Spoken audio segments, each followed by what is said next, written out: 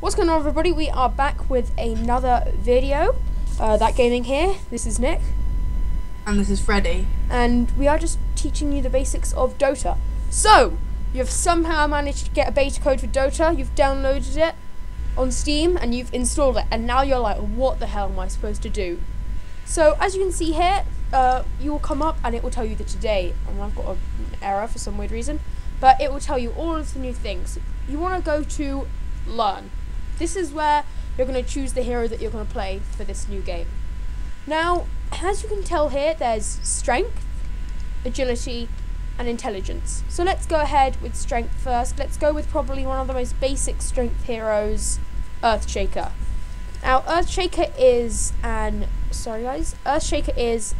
initiator, and I'll explain what an initiator. So first of all, we can see he's melee. Now, an initiator is someone who often leads the big attack, especially in late games, often with a stun of some sort, which will give the time for everyone to nuke that certain person. And nuke is where you deal a large amount of damage. The disabler is someone that will, again, stun, but maybe mid-fight, not starting off.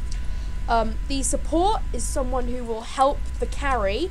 So a carry is someone that will be their toughest hero, the one that does the most damage, and they will be able to take out all the other supports, and then with support's help, you will be able to take down their carry.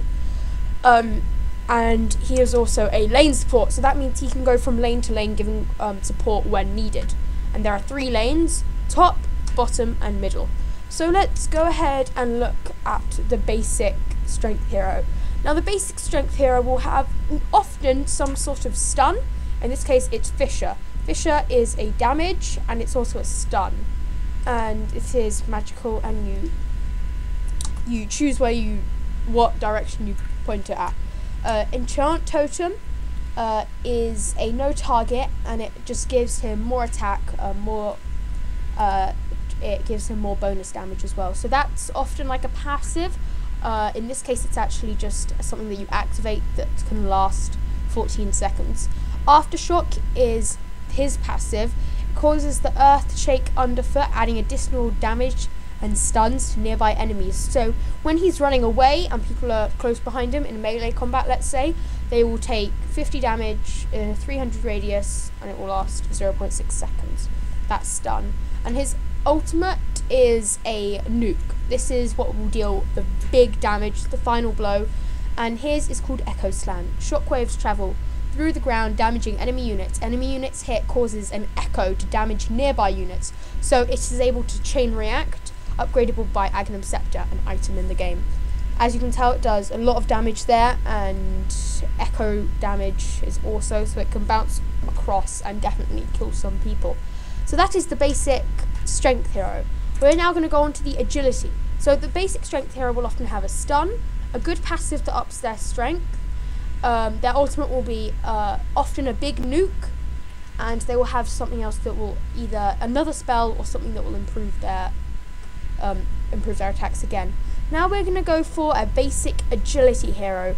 Now I would say probably the most simple and basic hero that with the same type of moves that you'll find a lot. I would probably go with someone like maybe Meepo. Meepo is a carry, so that means he will carry through the game. He will deal the most damage. He's also a disabler, so he has some stuns, and he's again initiator, so some good stuns to start the build. Now the first one is not a stun, but it pins you to the ground. Earthbind, so it tosses a net. And in his case, it has quite a good range, quite a good radius, and 2-second duration. So not amazing duration, but good. Poof. This is a teleport. Not all agility heroes have it, and some intelligence also have it. However, you will find it occasionally, but you will very rarely find it in a strength hero. And this is Geostrike. So this is a passive, and he enchants his weapon. So it's a bit like that strength passive that just ups his damage, and it also gives him some slow when he hits. And this is Divided We Stand, his ultimate. He summons imperfect duplicate of himself, which can gain golden experience as he does, and shares experience and abilities. However, the clones cannot wield any items but boots that Meepo himself wears. Clone Meepos also gain 30% of any bonus attributes. So it is a good move, however you're also splitting yourself up in some ways, so it's good and bad in some sense. And that's the basic. Yep. Carries like Meepo, he's a carry, right? Yep, he's a carry. They usually go mid, but if you're new to the game, then you can go in one of the side lanes, but carries usually go mid so they can get more of the experience, so they can be a higher level. So the way it goes is there's often 2 top, 1 mid and 2 bottom, so 5 characters on each team, and the middle person will often get the better farm.